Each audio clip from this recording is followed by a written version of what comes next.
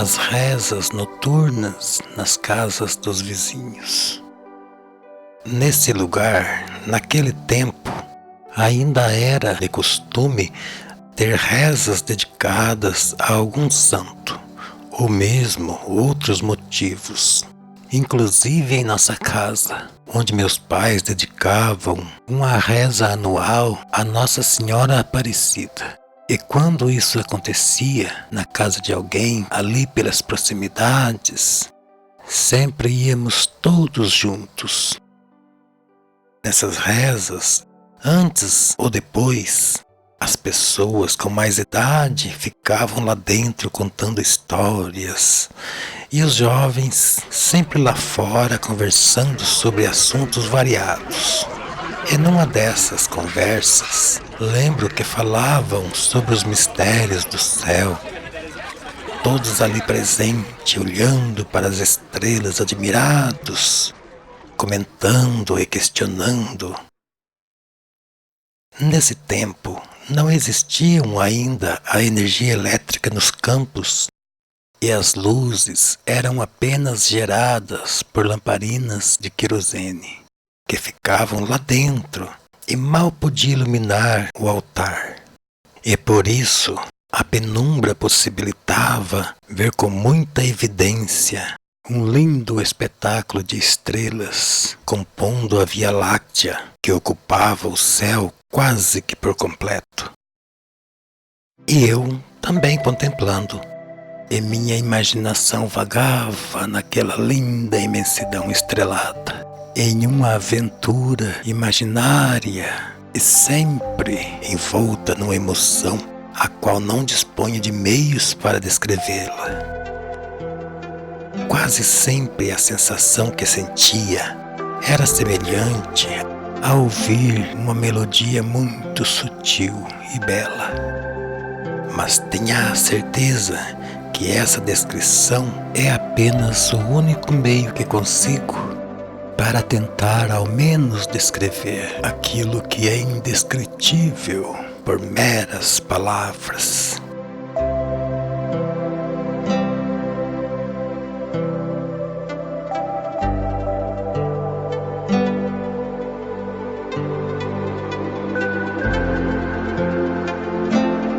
Dentre os vários lugares que visitamos nesses eventos, um deles ficou ainda mais marcante. E hoje em dia perambula nessas minhas lembranças especiais, de maneira persistente, emotiva até nos dias de hoje, as inspirações para questionar e melhor interpretar todo o conteúdo abrangente. Era um vale por onde passava também um riacho que muitas vezes nos recebia para nossas aventuras de criança. Inclusive o lugar onde ficava a ponte que cruzava o rio era tomado por uma floresta fechada, de modo que até escurecia o local.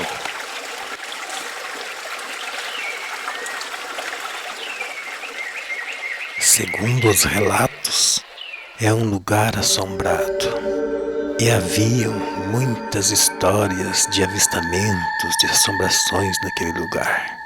E entre elas, a de um senhor que dizia ter visto, ao passar por lá, um caixão de criança flutuando com uma vela acesa em cima, como se estivesse sendo conduzido por pessoas invisíveis. Enfim, existiam muitos boatos relacionados àquele lugar.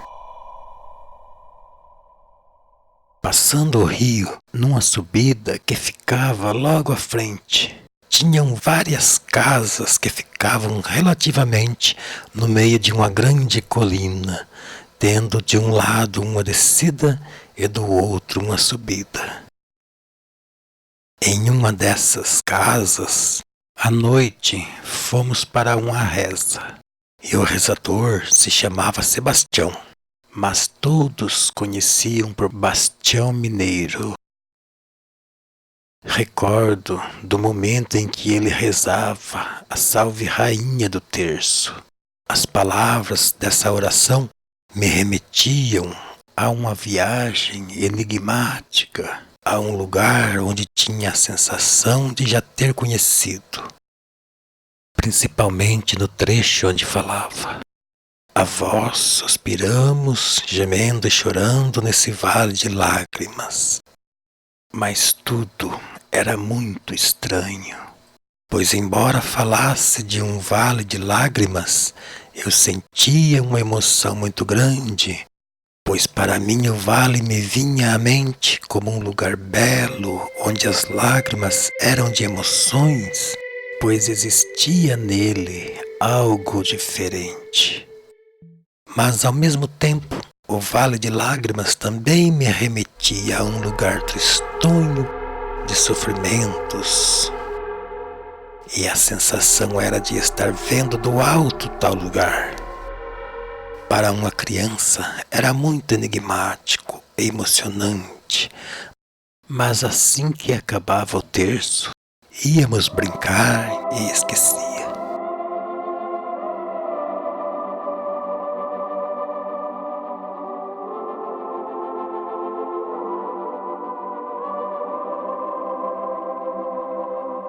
Agora, no presente, eu fui até esse lugar por onde passava esse rio, a fim de fotografá-lo, mas me deparei com uma cena tão lamentável. As águas que eram abundantes a correr, agora resumidas em apenas um pequenino fio, quase imperceptível. E podemos ter a certeza que não irá demorar muito para que o rio desapareça por completo. Coincidentemente, a estrada que leva de lá até a minha cidade vai praticamente paralela com o riozinho. E por isso, ao voltar, pude então entender as razões que o levaram a essa lastimável situação.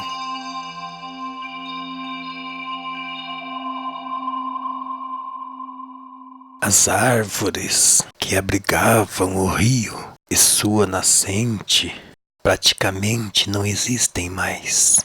Apenas esse lugar da ponte ainda possui as mesmas vegetações. No restante, ao longo de sua margem, apenas pastagens e o rio agora, como se despido pelas mãos dos homens.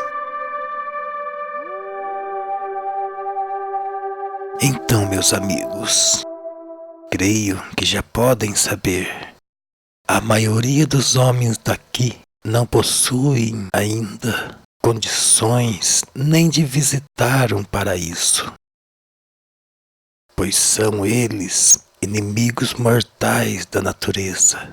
Ao invés de produzirem as belezas e condições para que o mundo se torne melhor, simplesmente destroem e espalham por sobre a terra suas más energias.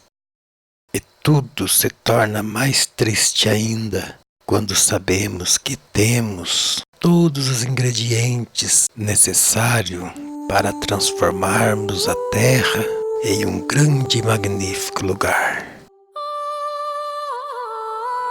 A água, como é mágica e sublime, tão bela, e nos foi doada com a função de nos proporcionar o maior de todos os bens. Até mesmo o som que ela produz é capaz de nos confortar e até mesmo nos curar.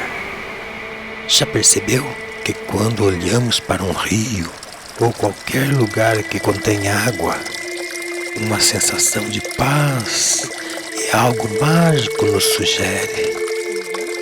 Mas infelizmente é justamente nela que despejamos quase todas as poluições.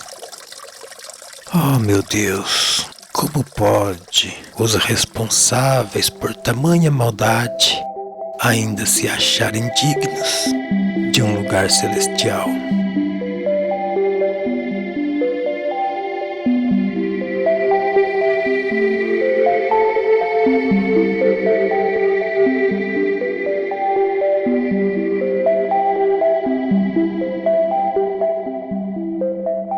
No caminho que ruma para um paraíso, estamos ainda apenas tentando encontrar o lugar onde ele começa. Pense bem e questione se de fato o homem é mesmo um ser evoluído.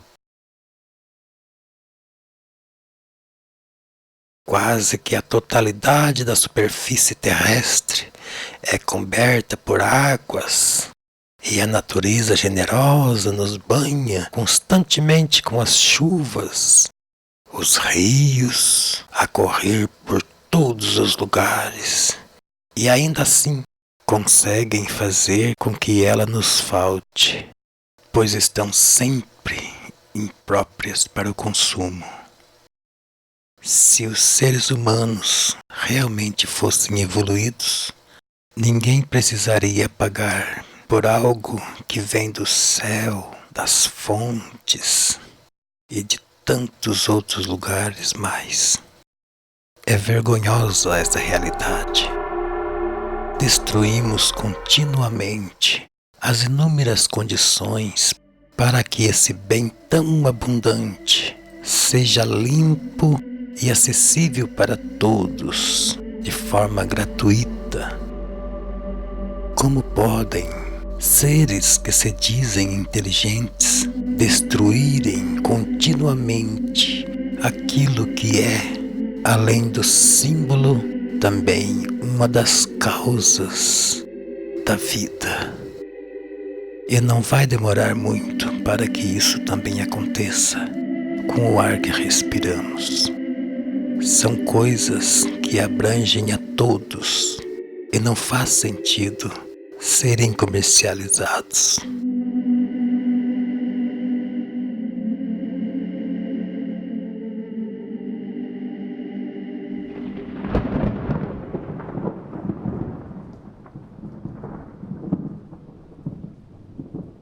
Eu vejo este vale por onde passava este riozinho tão enigmático, belo, mágico, e até os dias de hoje como uma das fontes de minhas inspirações para compor as minhas músicas, algumas poesias. Já sonhei que lá tinha uma colônia singela, porém tomado por jardins floridos.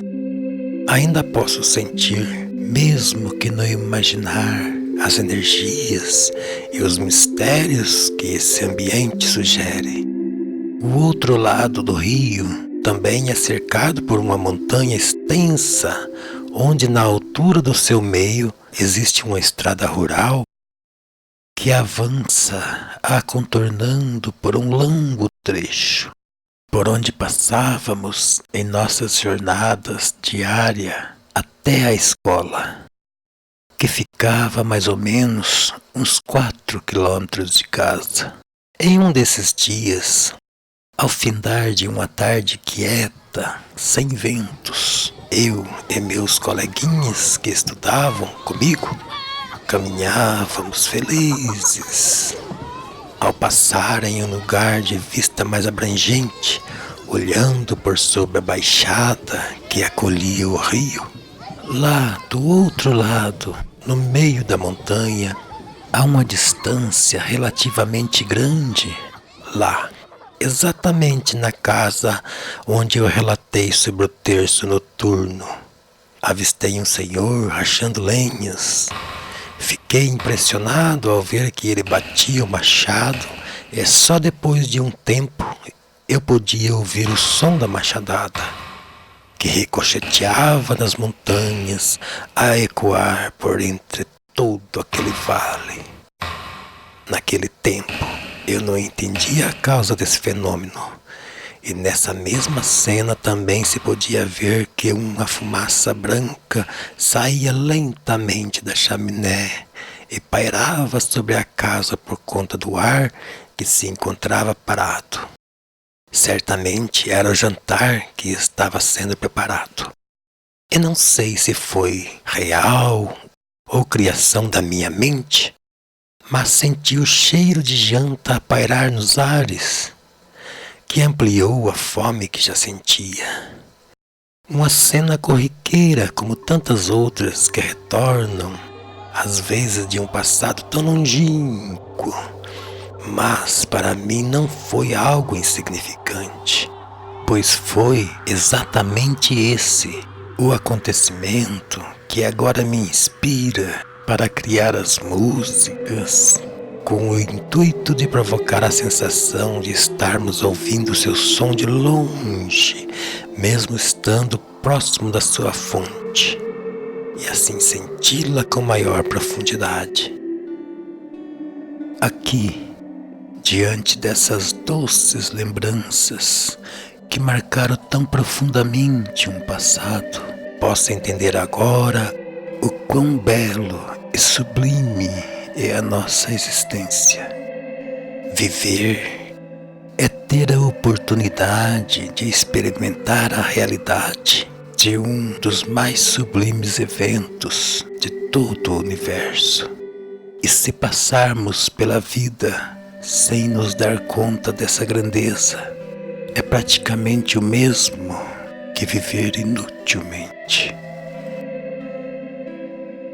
Para um sonhador, até mesmo o sopro de uma simples brisa que nos acariciou lá no passado remoto torna-se em razão para gerar outros acontecimentos de maior valor. As recordações passam então a construir um presente e, de certa forma, também o futuro. Embora seja essa a lógica para todos, poucos avançam por consequência de eventos passados. Para muitos, o passado é insignificante e não representa nenhuma ajuda para algum desenvolvimento no presente. E quase sempre, os que pensam dessa forma vivem suas vidas até os últimos momentos, quase na mesma ingenuidade dos tempos que se deram início às suas existências. Nesse momento de emoções, minha alma pode até chorar, mas seria então pela satisfação de saber que, além desse feito extraordinário de existir e poder reviver o que se passou de maneira que parece trazer por algum momento uma realidade que o tempo já levou, ainda posso muito mais. Posso também imortalizar minha existência com grande parte dos acontecimentos por conta desse e outros registros. Assim, muitos outros também terão a chance de saber o que vivi e razões para questionarem os motivos de minhas ações perante o objetivo perseguido ao longo de uma vida.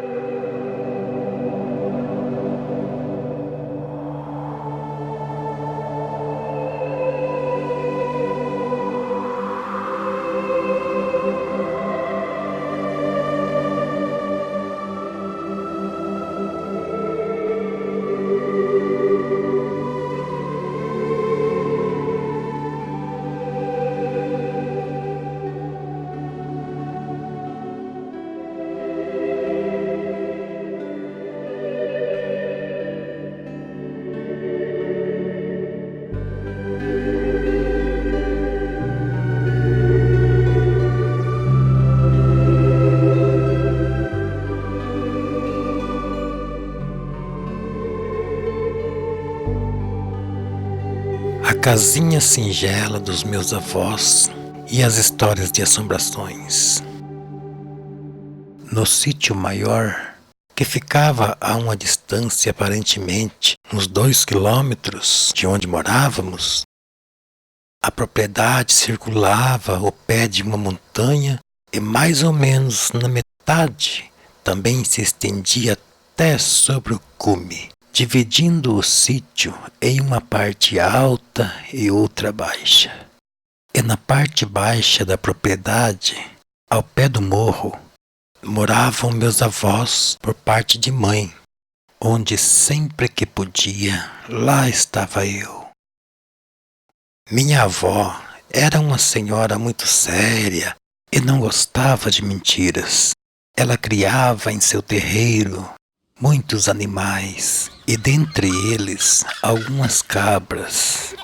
E todas as manhãs extraía o seu leite e me dava uma caneca com café de um jeito que ficava bem espumosa, e aquilo era muito bom. Eles moravam em uma casinha singela que foi construída pelo meu pai. Embora fosse já fechada com madeiras, o piso era de chão batido, mas muito confortante. A porta da casinha dava de frente a um outro vale onde se podia apreciar a paisagem por uma boa distância.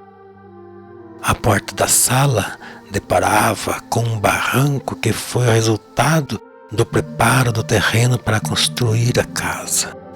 E mais acima um pouco, já no alto do morro, havia uma mata fechada onde eu ia de vez em quando brincar. Em uma das laterais existia também uma pequena floresta que ia acompanhando uma estradinha descendo até a estrada principal. Na outra lateral era a sequência da estradinha que subia até o restante da propriedade. E no final do terreiro, um paiol onde minha avó acostumava fazer polvilho, tendo do lado uma fornalha de formato arredondado para assar os deliciosos biscoitos. Também os pães, que até hoje ainda sinto seu sabor.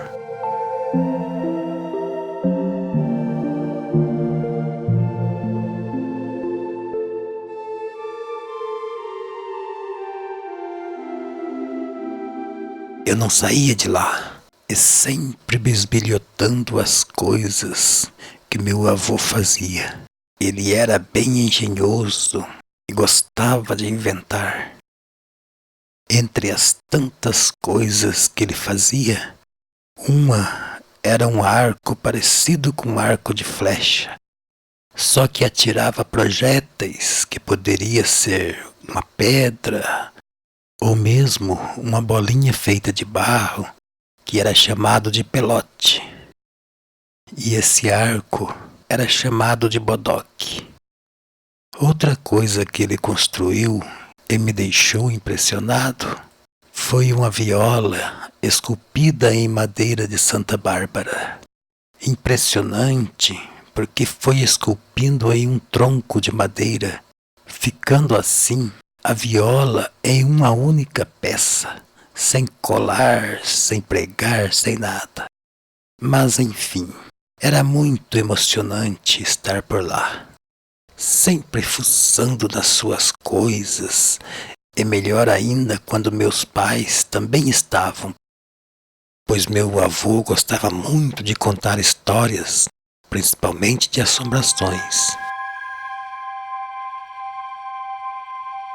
Como é bom lembrar dessas coisas.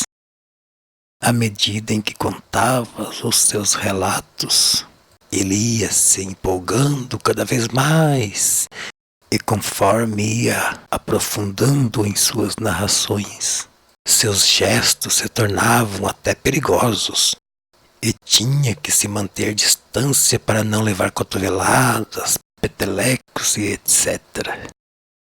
Era muito emocionante ouvir aqueles contos. ficávamos todos concentrados a ouvir por horas, e se meus pais não dessem boa noite e saíssem meio forçado, acabavam avançando noite adentro, até o raiar do dia seguinte. Uma pena que eu era muito criança e não tinha ideia e nem nada para gravar as suas histórias.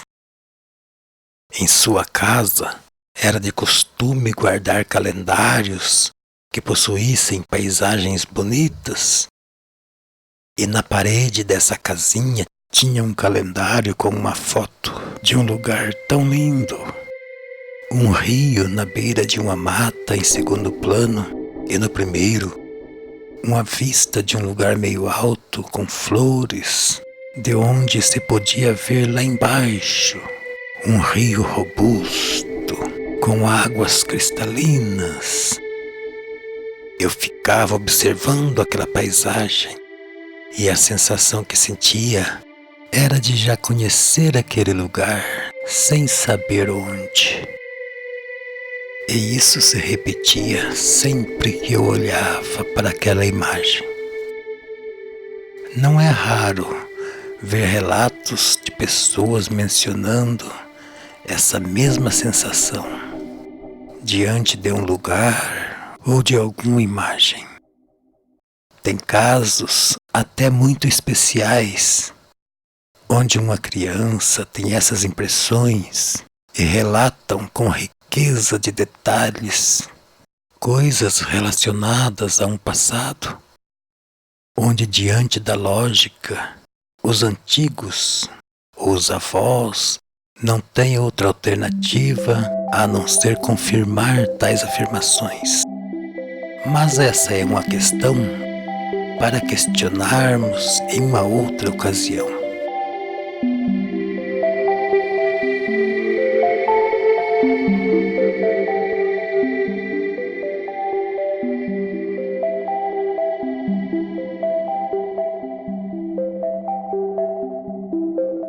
O pé de cedro. Voltando novamente para a nossa casa da montanha, vou descrever mais algumas coisas para que possam ter então os ingredientes necessários para montarem em suas mentes os cenários mais aproximado possível da realidade.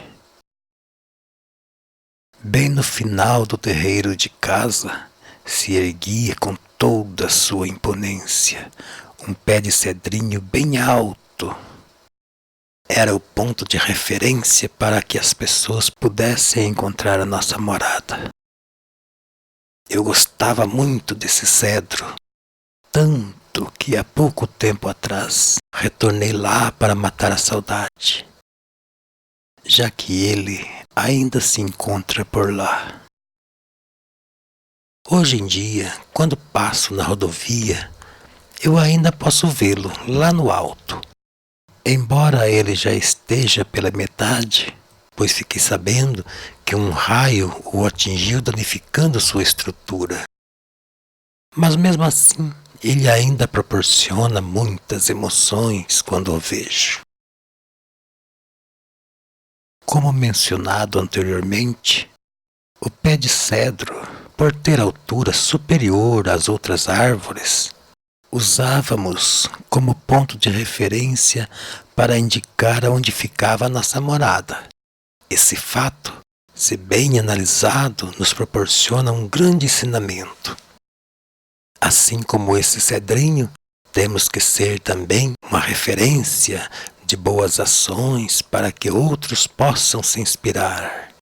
E para que isso aconteça, devemos estar então nos aprimorando continuamente, praticando caridade ou qualquer outro tipo de boas ações.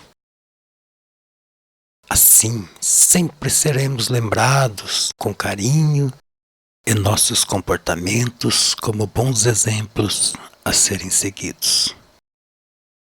E o mais importante, essa vegetação atingiu a sua evidência naturalmente, não sendo necessário mais nada para que possa chamar atenção. E é assim também que devemos ser. Construir nossa importância naturalmente, às custas de nossas boas atitudes. E nunca buscar essa evidência, iludindo as pessoas, usando de artimanhas, a fim de causar nelas a ilusão de nos ver maior. Já imaginou? Todos empenhados em buscar o aprimoramento, desenvolvendo suas capacidades cada vez mais em todos os bons sentidos, principalmente no sentido moral e espiritual. Certamente que o mundo estaria muito melhor. Se isso fosse hábito desde o surgimento do ser humano. É muito evidente que hoje o mundo de fato seria um paraíso. Creio que talvez já esteja convencido que o paraíso terreno é possível e pode um dia ainda se tornar real. E talvez também já começando a crer na possibilidade de criar nosso paraíso interior. E quem sabe até já esteja empenhado em tal criação. Saibam que é assim que se faz a vida valer a pena. Se não ver à sua frente a possibilidade, deve então criá-la. Se não conseguir, deve tentar novamente, sem nunca parar. Pois assim, certamente, em algum momento, irá com certeza conseguir.